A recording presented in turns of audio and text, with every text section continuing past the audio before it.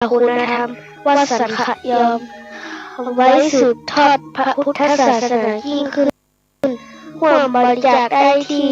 วัดสังขยอมตำบลสันทรายน้อยอำเภอสันทรายจังหวัดเชียงใหม่เบอร์โทรศัพท์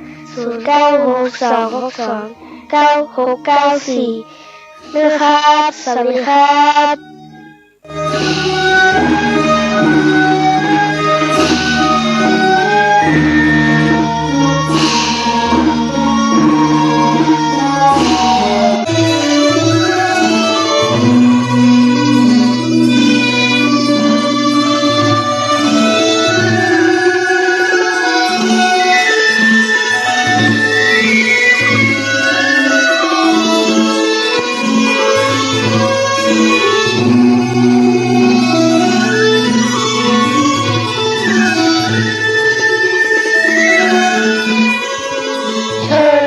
ทุกท่านรับฟังรายการธรรมะสู่ใจกับพระอาจารย์แก่นวัดสังขยอมได้ณบัดนี้ครับ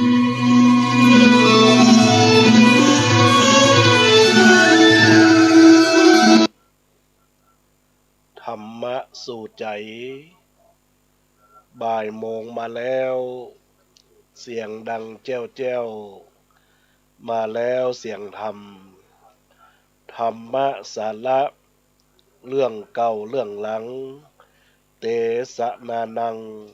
น้ำธรรมพระเจ้าตำนานโบราณนมนานเนิ่นเจ้าเอามาก้อนไกใจความ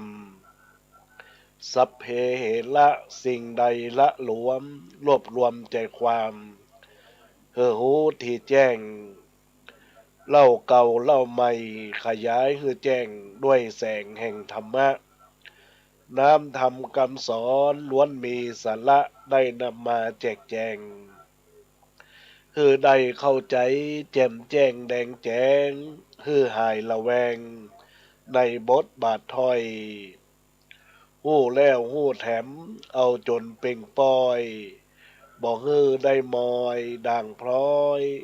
คือได้ตั้งใจฟังป้อนนานป้อนน้อยแปลงใจหวานดังตาลอ้อยคอยฟังสาระธรรมะย่อมบาลาหลังเตสนานังเจิญจวนฟังจุผู้จุคนเด้อกราบนมัสการ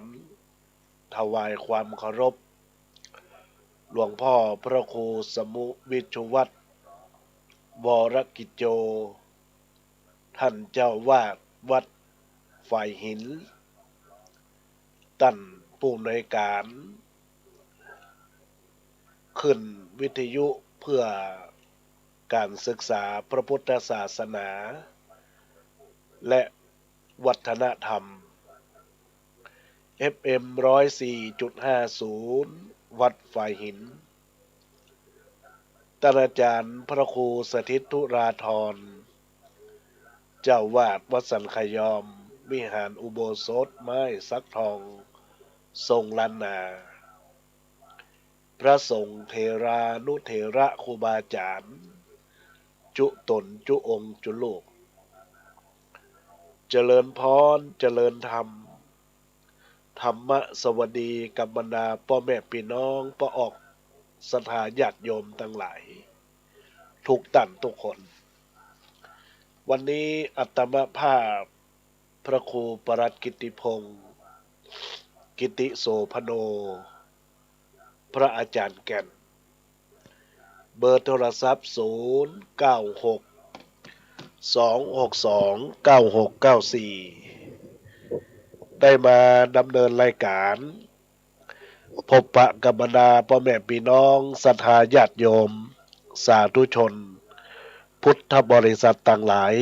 ทุกท่านทุกคนในโอกาสวันนี้บรรดาญาติโยมสาธุชนพุทธบริษัทต่างหลาย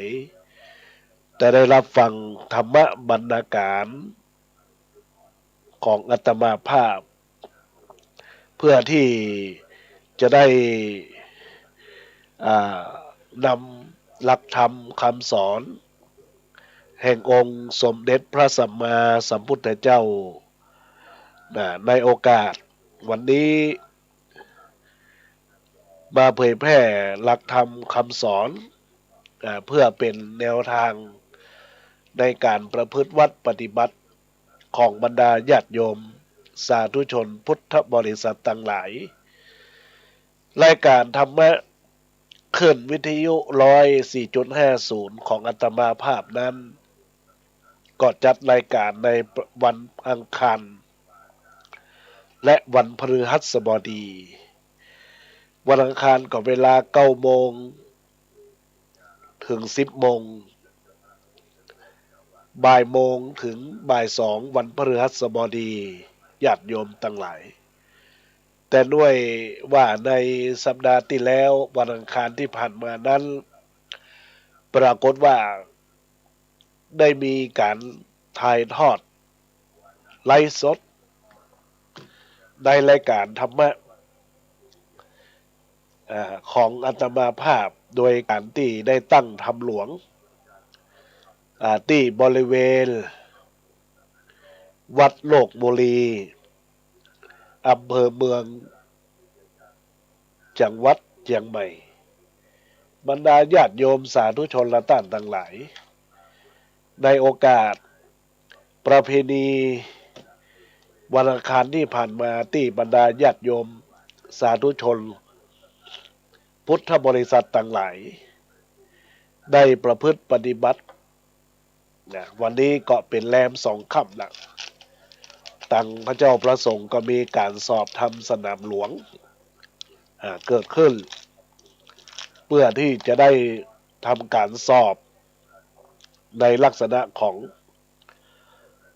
นักศึกษาธรรมศึกษาโทนักธรรมโทนักธรรมเอกและธรรมศึกษาก็จะวันที่15 10 11 12 13นี่ก็เป็นการสอบพฤหัสศุกร์เสาร์อาทิตย์นี่ญาติโยมทั้งหลายแต่อาตมาภาพก็เสียสละเวลามาได้ไปร่วมสนามสอบเพราะว่าจะต้องมาออกรายการธรรมะญาติโยมก็ติดตามรับฟังอาตมาภาพในรายการบอกว่าจะเป็นขึ้น104.50ขึ้น96วันนี้ก็จะมีการเทศน์ธรรมเมืองอูจากับบรรดาพ่อแม่พี่น้องศรัทธาสาธุชนพุทธบริษัทต่างหลายในโอกาสวันนี้ซึ่งในโอกาสประเพณีสำคัญที่เราผ่านกันมาเป็นประเพณียี่เป่งเป็นการฟังน้ำฟังธรรมเป็นการที่เรารักษาอนุรักษ์วัฒนธรรมอันดีงามของเขาต่างหลายโดยเฉพาะการฟังเทศน์ทำเนื้อมหาจาตุเวสสันดรชาดกเป็นการระลึกเกิดถึงคุณแห่งองค์พระสรีสัมมาสัมพุทธเจ้าพระชาติสุดท้ายที่พระองค์ทรงได้ออกผนวดประพฤติบำเพ็ญพจน์ในส่วนของปฏิบัติการฮื้อตานเป็นพระชาติที่จะไปอีกภพหนึ่งก็คือเป็นพระพุทธเจ้าญาติโยมและท่านทั้งหลายทีนี้เนี่ยญาติโยมสาธุชนพุทธบริษัททั้งหลายมันก็เป็นการเกี่ยวเนื่องกันระหว่างประเพณีลอยกระทงเป็นประเพณีที่เราจะต้องระลึกกึศยังกุลของแม่น้ำที่เราได้ใจได้สอยโดยเฉพาะแม่น้ำองคานาตีนี่นะเราได้ใจได้สอยได้ทำการใจน้ำดื่มน้ำก็เป็นอันดีอันงามกับตัวเราต้านทั้งหลาย เราจะต้องเป็นการสวดแม่คารวะแม่น้ำคงคาเพราะเป็นสิ่งสำคัญเป็นบ่อเกิดแห่งแม่เนาะแม่น้ำนะญาติโยมตั้งหลายนะเพราะฉะนั้นแล้วในโอกาสที่อาตมาภาพได้เกริ่นนำในเรื่องของหลักธรรมคำสอนที่แฝงไปด้วยคติธรรมเนี่ยญาติโยมและท่านทั้งหลายก็จึงเป็นสิ่งสำคัญกับตัวเขาและตัวของท่านทั้งหลายว่าชาวพุทธเนี่ยถ้าชาวพุทธเปี่ยมศรัทธามาสร้างสรรค์เสริมเพิ่มชาติจันลงธรรมนำวิถีสละทรัพย์ภายนอกที่ตนมีสร้างแต่ดีหนีอบายให้บุญทานไม่กอบโกยฉวยโอกาสขาดสติด้วยดำริแต่ทางชอบกอบสุขสามทรัพย์ภายนอกมีไว้ไม่ได้นานก็ถึงการเวลามาพรากไปเสียสละให้เขาช่างเบาแท้คิดเผื่อแผ่กุศลผลบุญยิ่งใหญ่คิดตวงตักหนักกิเลสเป็นเพศภัยก็เอาไปได้แค่แต่ชั่วดีเพราะฉะนั้นญาติโยมทั้งหลายเราเป็นชาวพุทธเราก็ต้องมีการเคารพนับถือยังสิ่งที่ดีงามก็คือการเสริมสร้างเสริมศาสตร์สร้างทานสร้างภาวนาก่อให้เกิดสติปัญญาในสิ่งที่เราจะได้เรียนรู้ญาติโยมทั้งหลายก็เป็นกุศลอันดีงามก็เป็นกุศลอันดีงามแล้วคำว่าศรัทธาอีกอย่างหนึ่งญาติโยมทั้งหลายเป็นสิ่งที่เราท่านทั้งหลายต้องคำนึงคิดพิจารณาว่าคำว่าศรัทธามีความหมายอย่างไรมีศรัทธามีความหมายอย่างไรศรัทธานั้นมีความหมายคือว่าศรัทธาคำนี้มันมีความหมายจักขอบรรยายขยายบอกแจ้งจักขอบรรยายขยายบอกแจ้งเพื่อเอาไว้เสริมเพิ่มเติมเตรียมแท่งจักขอแสดงบอกไว้มันคือความเชื่อศรัทธานั้นไซจึงได้ชื่อว่าศรัทธาทั้งเชื่อเรื่องวัดเรื่องศาสนาสืบทอดกันมาเมินนานก่อนกี่บำรงรักษาวัดวาเฮานี้มีกินตาลใหญ่น้อยก่อสร้างห้างแปงแข็งแรงเรียบร้อยทำบุญหนักน้อยกินตาลสืบสายรุ่นเก้าคนเท่าน้อยหนานบอกไปละรานล้างผ่านตุเจ้าอันนี้แหละแหนศรัทธาแบบเบ้าบ่เก่าเมินนานแม่นแต่ศรัทธาสมัยเกิดใจ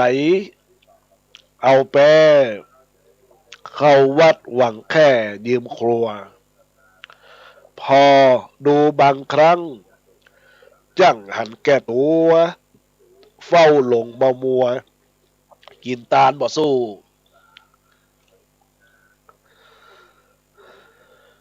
ถือว่าตัวเจ๋งเก่งกล้ากำอู้อวดหูเรื่องดีสะปะเรื่องกินเรื่องตาลหันหลังเลยละประมาทบอกเข้าวัดอารามถึงข่าวมีเคราะห์จึงมาเสาะถามส่งเคราะห์เลาะนามถามหาตุเจ้ามีเรื่องตุกใจเจนจะมาเข้ากินตาลบางเบาที่จิ ต้องเข้าใจกันบ้านเฮาวัดเฮานี้แยกกันบ่ได้กินตามศรัทธาแอบศรัทธาแอบวัดยามเมื่อมีการยามตัวมีงานมาจะอวดอ้างคนอื่นเปิ้นตาลเฮาบ่ร่วมสร้างอย่างมาอวดดีอวดงูศรัทธาความหมายเน้อนาหูอูดไขมาบ้านก็เปิงวัดมากมายแต่หนาวัดเปิงศรัทธานั้นหนาถูกต้องสองเฮาเปิงกันปองดองถูกตัดคือช่วยรักษาพัฒนาวัดอย่าขัดกันได้น่อนายตึงเปิงกันแต่เกิดเต้าหอดตายเตียนบอกหญิงใจจำไว้ให้มันเตรียมบอกหญิงใจจำไว้ให้มันเน้อญาติโยมทั้งหลายดังนั้นสิ่งที่บรรดาญาติโยมลองพิจารณาว่าคำว่าศรัทธาคือความเชื่อภาษาทะความเชื่อความเรื่อมใสเนี่ยญาติโยมทั้งหลายเราลองคิดกันดีๆว่าเมื่อเวลาเราเข้าวัดเข้าวาเปิ่งพระศาสนาเนี่ยเรามาเพื่อกระทำอะไรอย่างเกิดขึ้นในใจเราไปเข้าวัดไปก็ขอขนมก็ว่าไปเสาะหาเรื่องตุเจ้า ก็ว่าไปเสาะยืมครัวนะแต่แล้วญาติโยมทั้งหลายคำว่าศรัทธากับวัดจะต้องเพิ่งปะอาศัยกันและกันเหมือนคำว่าวัดจะดีมีหลักฐานเพราะบ้านช่วยบ้านจะสวยก็เพราะวัดดัดนิสัยบ้านกับวัดผัดกันช่วยยิ่งอวยชัยถ้าขัดกันก็บรรลัยทั้งสองทางเพราะฉะนั้นแล้วญาติโยมสาธุชนพุทธบริษัทต่างหลายที่กำลังรับฟังก็พยายามคิดไปตัวเนอว่าสิ่งต่างหลายต่างปวงที่มันจะก่อเกิดกับตัวเฮาและตัวเฮาต้านต่างหลายที่เกิดขึ้น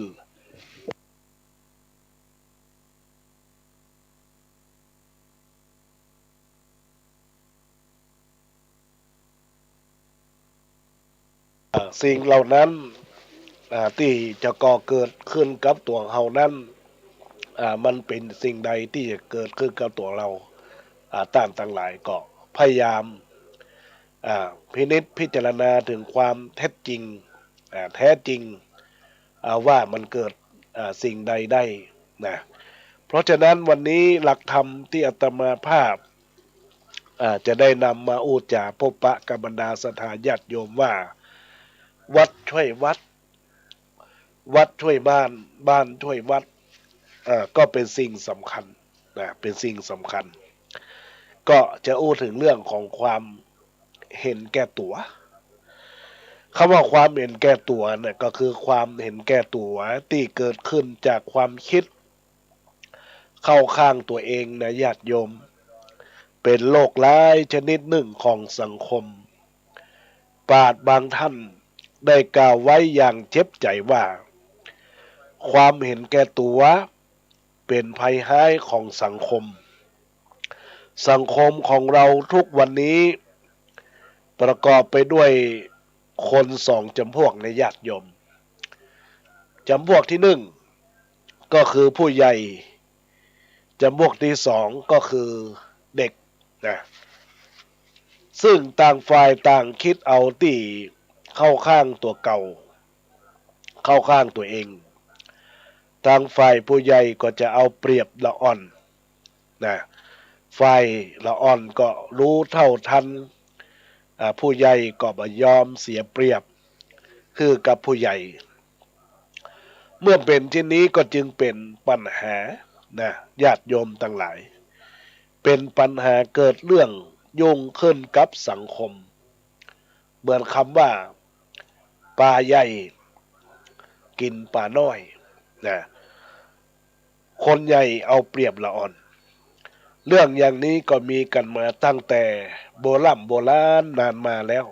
นะสมัยสมบูรณาญาสิทธิราชย์เป็นอย่างไรสมัยประชาธิปไตยนี้ก็คงเป็นเช่นนั้นจะเปลี่ยนแปลงไปพ่องเกาะเฉพาะวิธีการตอนนั้นว่าละอ่อนกินมากคนใหญ่ก็ว่าละอ่อนกินจุตะกระตะกรามเกิดมาล้างผ่านพ่อแม่นะเกิดมาล้างผ่านพ่อแม่แต่ถ้าเป็นผู้ใหญ่กินจุบางท่านก็บอกว่าเจริญอาหารดีเป็นบุญของลูกหลานที่จะได้เป็นผู้ใหญ่อยู่ไปอีกนานญาติโยมทั้งหลายขอโทษขออภัยว่าถ้าเด็กพายผอมนะลมพ่องถูกคนใหญ่เอาว่าบ่มีจัญญามารยาทแต่ถ้าคนใหญ่พายพ่องก็บอกว่าท้องไส้ผิดปกติ ญาติโยมทั้งหลายก็บอกว่าลมบ่ดีพ่องนะท่านก็เก็บมาวางไว้เด็กเดินไปชนเอาก็ดุเด็กว่าละอ่อนน่ะซุ่มซ่ามมาดูตามาดูตาเฮือนะ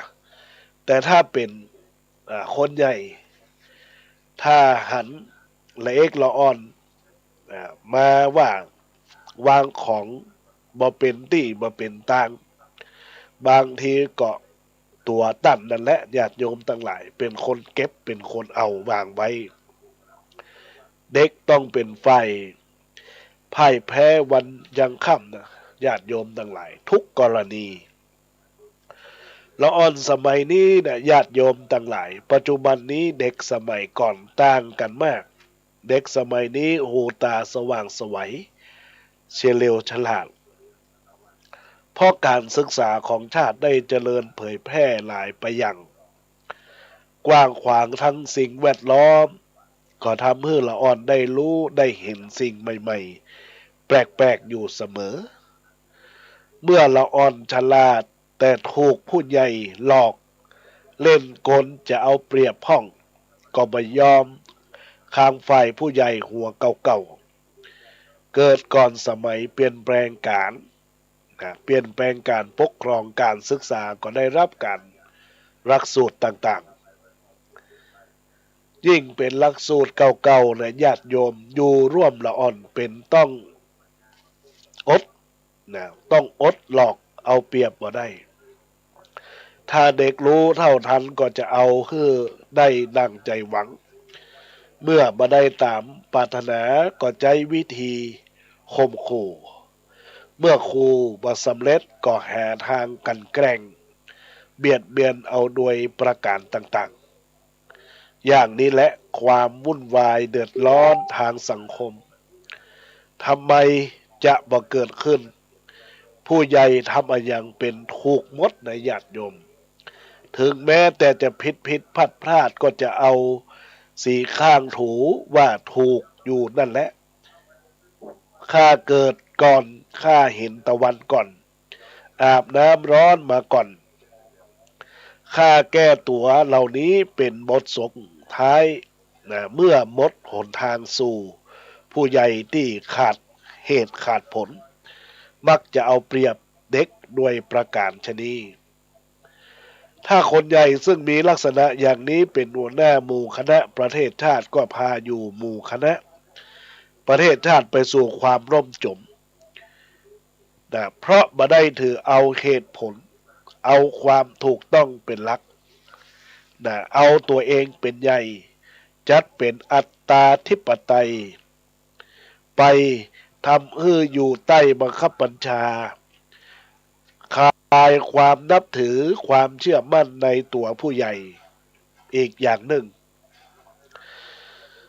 ผู้ใหญ่ได้ทำชั่วเสียหายอันใด นะถ้าละอ่อนนะญาติโยมจะทำตามถึงแม้ผู้ใหญ่จะทักท้วงห้ามปรามละอ่อนมันก็เชื่อฟัง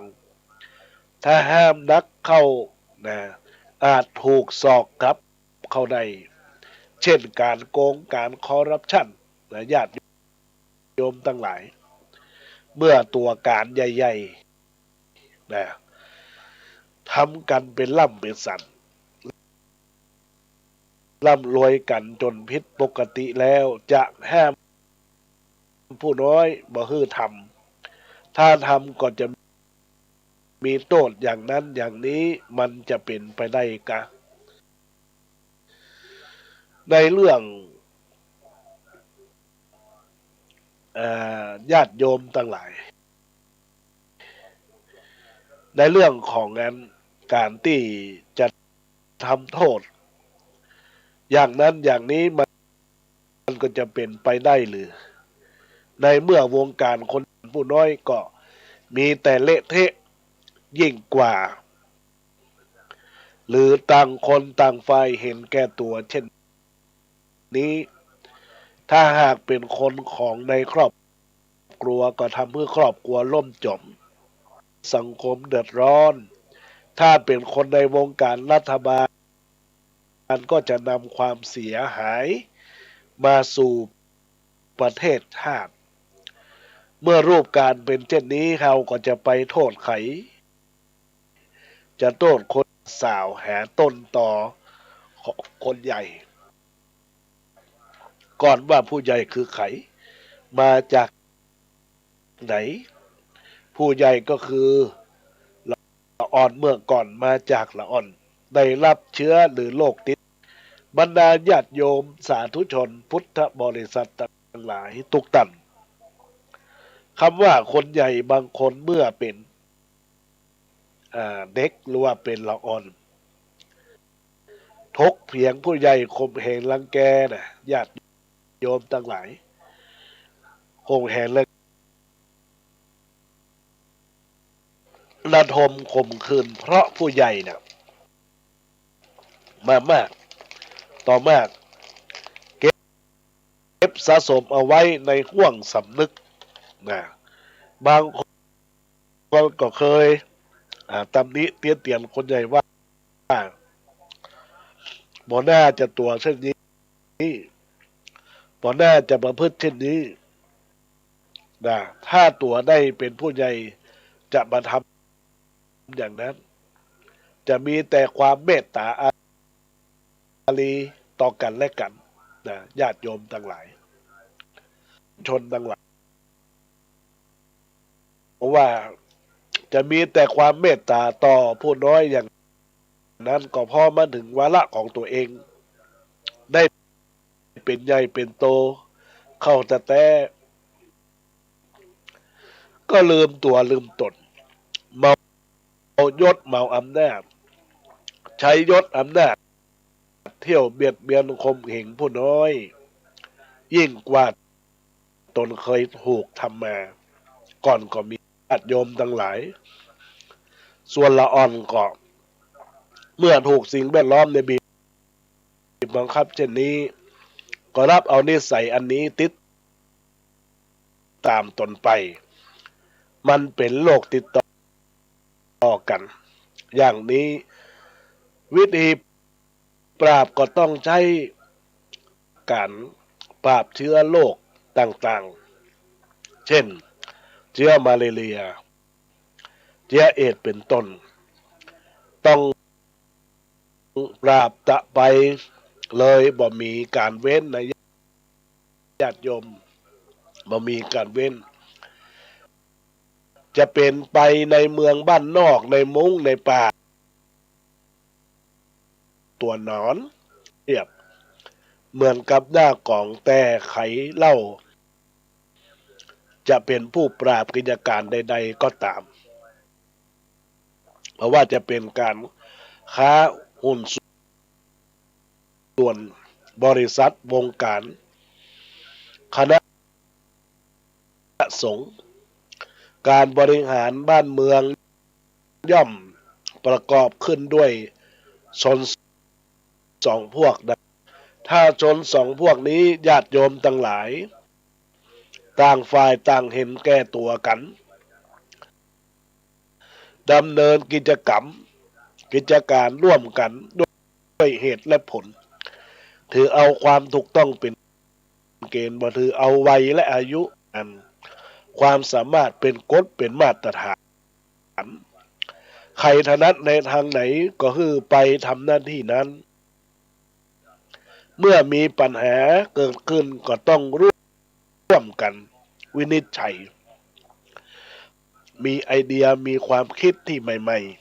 ๆที่ดีมีประโยชน์ก็แนะนำเสนอกันไปปรับปรุงแก้ไขกันไปในทางที่ดีที่จะนำความเจริญมาสู่สังคมก็ขอได้รับความปรารถนาสาธุบรรดาญาติโยมสาธุชนทั้งหลายก็มีป้อนหนานเจ็ดสีหรือว่าป้อนหนาน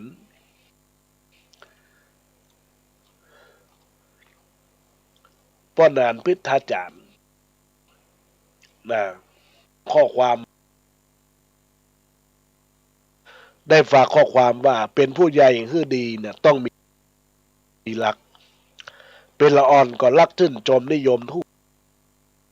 วเป็นผู้ใหญ่ใช้แต่แค่เพียงตัวหรือที่หัวขาวงอกเป็นดอกเหลาเป็นผู้ใหญ่ต้องรู้จักหลักนักปราชญ์ให้โอต้องรู้จักฟาดฟันอันนี้ป้อนานอินสมตะพินหรือว่าป้อนานเจ็ดสีพิทาจารย์เมืองเชียงใหม่ก็ได้เขียนกรมาคือเป็นการเพิ่มเติมเสริมญาติโยมท่านทั้งหลายจะได้ประพฤติปฏิบัติหลักแห่งการทำคุณงามความดีนะก็ขอฝากกับบรรดาญาติโยมสาธุชนพุทธบริษัททั้งหลายทุกท่านทุกคนก็จะได้ฝากเข้าห้ำคำก่อนสอนจิตสอนใจคือกับบรรดาศรัทธาญาติโยมเล็กๆน้อยๆเป็นแนวคิดแนวต่างตะกี้นั้นเราพูดถึงเรื่องเราก็มาพูดถึงเรื่องของลักษณะของคนดีกว่าเนาะเหมือนเดียวกันเปิ้นบอกว่าคนอกหักหน้ามันจะเศร้าคนมักเล่าหน้ามันก็ตึงแดงน่าจะมารู้บ่สิคนมีปารมีน่าจะอิ่มเอิบคนมีเกิบน่าจะละแวงกลัวหายคนบ่สบายน่าจะจื้นคนกลัวเมียน่าจะบ่ดุคนขี้จุน่าจะสับปะรีคนเป็นลูกหนี้น่าจะลบปัดลบปัดคนผอมแก๊กแตกน่าจะเบื่ออาหารเมาหัวจนน่าจะเป็นไมเกรนคนติดจังเอ็นน่าจะจี้ฟ้าคนเป็นสิวเป็นฝ้าน่าจะมีกระหอยคนที่มีบ่มด้อยน่าจะบ่มั่นใจคนที่อยู่คนชอบคาราโอเกะน่าจะมักในที่สุดในโลก ญาติโยมสาธุชนทั้งหลายก็รับฟังม่วนงานสรรเล่าเกี่ยวกับคนไปแล้วเนอะก็คงจะได้เป็นโอกาสกับบรรดาศรัทธาญาติโยมสาธุชนพุทธบริษัททั้งหลายในโอกาสบัดนี้นะญาติโยมทั้งหลายก็จะได้เจริญพรทักทาย าธุชนพุทธบริษัททั้งหลายทุกท่านทุกคน ก็จะได้เจริญพรกับคุณโยมถ้าณวันพุธงาม เจริญพรกับคุณกาบ้านดังติปละเจริญพรกับคุณโยมจันทาวงธานีเจริญพรกับคุณโยมยุพาพรหมวิชัยเจริญพรกับป้อนานอินสมตะปินคุณพ่อเชิดกิจอาสากิจเจริญพรกับคุณโยมลักษมีแม่ครูลักษมีศรีสวัสดิ์เจริญพรกับแม่มารีนภิกุลเจริญพรกับคุณโยมจิตราชัยชาญเจริญพรกับหนูแหม่มก้าหนูแหม่มข้าเจริญพรกับคุณโยมนิธามนแสงอินสอนบุญแม่จันเพ็งได้ทักทายเข้ามาอยู่หน้าตลาดกาดหน้าปอพันเจ็ดเนาะได้ทักทายเข้ามาเจริญพรกับคุณโยมแม่อัมพรอาสากิจได้ทักทายเข้ามาในโอกาสนี้แล้วก็ในไลน์ก็มีญาติโยมได้ทักทายเข้ามาหลายท่านด้วยกันเจริญพรกับคุณโยมยานวดีอยู่แก่กวงเจริญพรกับญาติโยมสาธุชนผู้ฟังอันมีแม่มารีนภิกุลมีแม่อัมภัยวิลสะได้ทักทายแม่ยุพาพรหมวิชัยแล้วก็ตอนนี้รับสายหน้าใหม่เจริญพรแม่ลำพานแม่แดงก้อนแก้วโอ้ก็ได้หา70,000ท่านคิดบุญนั่นแหละน้อแม่น้ออนุโมทนานะแม่น้อจ้ายินดีนะแม่เนอสาธุการเดี๋ยวเจอกันบ่าย3 โมงเนอะ3 โมงบ่าย3 โมง96จ้าอนุโมทนาเนอะจ้าขออนุโมทนาขอบคุณกับแม่ลำไพแม่แดงก้อนแก้วยามบ่ายขึ้นวิทยุ104.50ในโอกาสนี้ตลอดถึงก็ญาติโยมแม่ลำพันธ์แม่แดงก้อนแก้วก็ร่วมบุญมาอีก200 บาทในการบูชากันในโอกาสนี้ก็อนุโมทนาขอบคุณเนอะญาติโยมทั้งใดอยากจะทักทายเข้ามาในรายการก็เจริญพรได้เนอะตีเบอร์โทรศัพท์09626229กับบรรดาญาติโยมสาธุชนพุทธบริษัททั้งหลายทุกท่านทุกคนในโอกาสที่ได้มีงานทอดกฐินที่ผ่านมาสาธุชนพุทธบริษัททั้งหลายทุกท่านทุกคนในโอกาสนี้ก็ได้รวบรวมปัจจัยเพื่อจะได้มีการก่อสร้างห้างแผงจะได้ทำการญาติโยมทั้งหลายทำบุญถวายทานกำแพงและพิธีมงคลวางศิลาฤกษ์ศาลาปฏิบัติธรรมศูนย์พัฒนาคุณธรรมวัดสันคยอมอาสภาอาจริยบุตรในวัน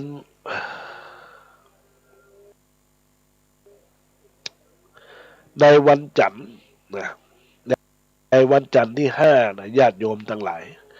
วันจันทร์ที่5 ธันวาคมพุทธศักราช2565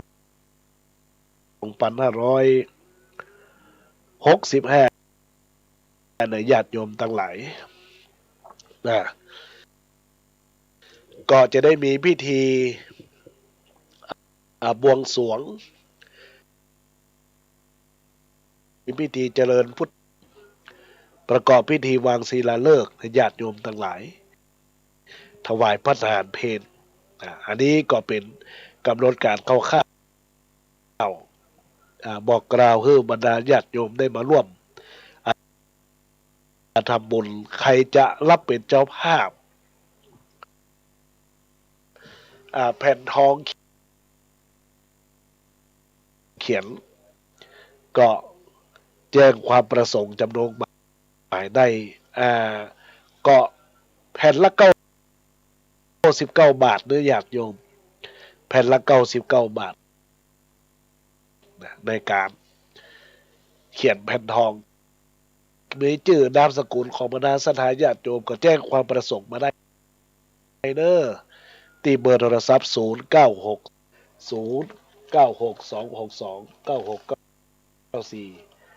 ทักทายเข้ามาในรายการได้โอกาสนี้ตัวเด้อญาติโยมท่านใดที่จะร่วมเป็นเจ้าภาพแผ่นทองนะที่แผ่นศิลาฤกษ์ก็แจ้งความประสงค์จำนงหมายมากับทางอาตมาภาพได้ที่เบอร์โทรศัพท์0962629694ทักทายเข้ามาได้เด้อญาติโยมทั้งหลายตอนของรายการละญาติโยมก็มีเวลาอีก7-8 นาทีญาติโยมท่านใดใครที่จะโทรศัพท์มาอุดจาทักทายเป็นขวัญกำลังใจซึ่งกันเจริญพรได้ที่เบอร์โทรศัพท์0962629694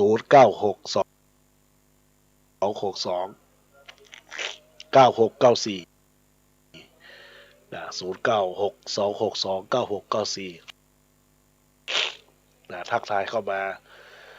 น้ำซุปน้ำเสียงช่วงนี้อากาศเปลี่ยนแปลงก็เป็นวัดเป็นไอแต่ใดญาติโยมทั้งหลายแต่มันเป็นวัดนะต่อมน้ำเสียงอักเสบนะโดบญาติโยมสาธุชนท่านทั้งหลายทุกท่านทุกคนในวันโอกาสนี้ก็เจริญพรกับอาจารย์นิดเตยาพงพิกุลได้ทักทายเข้ามาในรายการในโอกาสนี้ก็อนุโมทนาที่ได้กดมาในไลค์ในแชร์นะได้ทักทายเข้ามาก็อนุโมทนาขอบคุณกับท่านพรกับท่านสาธุชนพุทธบริษัทต่างหลายตัวได้รับฟังรายการแล้วก็เป็นบุญเป็นกุศลในโอกาสนี้กับทุกคนทุกท่านนะครับ